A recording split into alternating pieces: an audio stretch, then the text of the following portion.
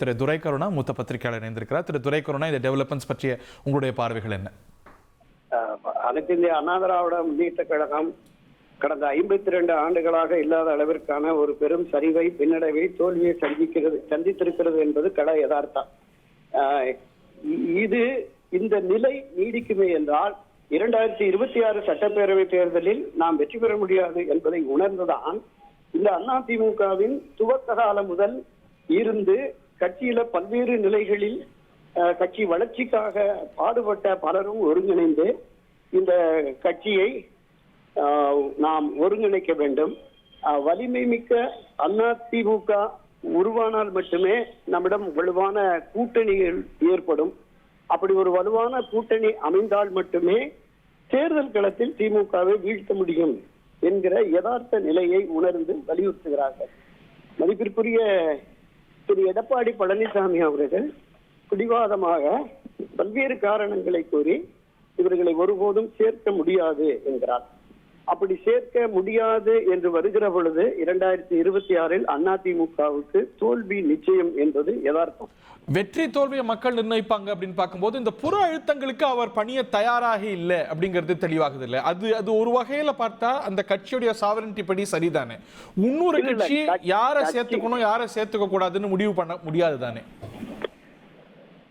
இல்ல அரியன், கட்சி முன்னாடி கட்சி முக்கியம், தன்னை விட கட்சி முக்கியம் என்றுதான் ஒரு தலைமை கருத வேண்டும். அதிமுக என்பது தொண்டர்களுடைய இயக்கம். இந்த தொண்டர்களின் மனநிலை கட்சி வலுவிழந்திருக்கிறது, தொடர் தோல்வியை சந்தித்திருக்கிறது. எனவே வலிமையான அதிமுக தேவை என்கிற பார்வை இருக்கிறது.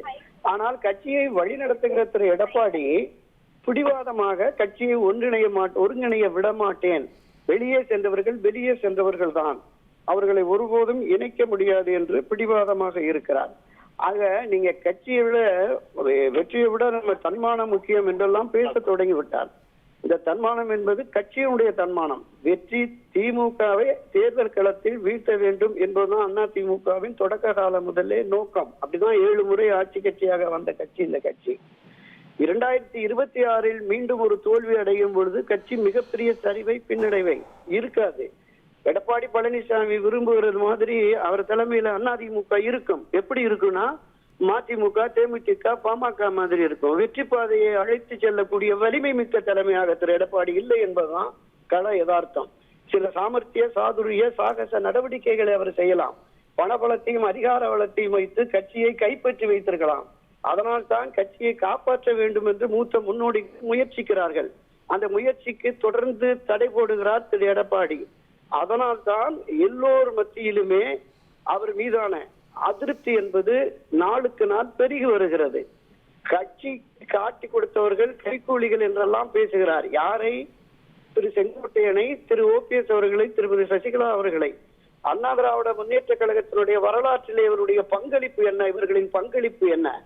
எடப்பாடி சந்தர்ப்பத்தால் யானை மாலை போட்டு ராணி வந்தது மாதிரி வந்து இந்த கட்சி என்னுடையது என்கிற அகம்பாவத்தோடு, ஆணவத்தோடு, அதிகார திமிரோடு போது என்பது நிச்சயம் எவராலும் ஏற்க முடியாது. அறிகிறது கொஞ்சம் கடுமையான வார்த்தையா இருக்கலாம். இந்த கட்சியை 52 ஆண்டுகளாக நான் தொடர்ந்து கண்காணித்து வருபவன். இந்த கட்சியினுடைய வளர்ச்சியிலும் வீழ்ச்சியிலும் என்னுடைய பங்களிப்பும் இருக்கிறது என்பதால் இந்த கருத்தை நான் பதிவு செய்கிறேன். அறிகிறது திரு துரைக்கருணா, மூத்த பத்திரிகையாளர், அவருடைய கருத்துக்களை கேட்டோம். பார்ப்போம் வேர் இட் இஸ் லீடிங் என்று. இன்று இரவு திரு அமித்ஷா அவர்களை திரு எடப்பாடி பழனிசாமி அவர்கள் சந்திக்கிறார் அப்படிங்கிற தகவல் வருகிறது. அடுத்து என்ன திருப்பங்கள் ஏற்படுது அப்படிங்கிறத நம்ம பொறுத்திருந்து பார்ப்போம். இனி செல்லும் இடமெல்லாம் செய்தி. தந்தை டிவியின் வாட்ஸ்அப் சேனலை ஃபாலோ பண்ணினா செல்லருக்கும் இடமெல்லாம் செய்தி. இதோ QR கோட் இப்பவே ஸ்கேன் பண்ணுங்க, ஃபாலோ பண்ணுங்க.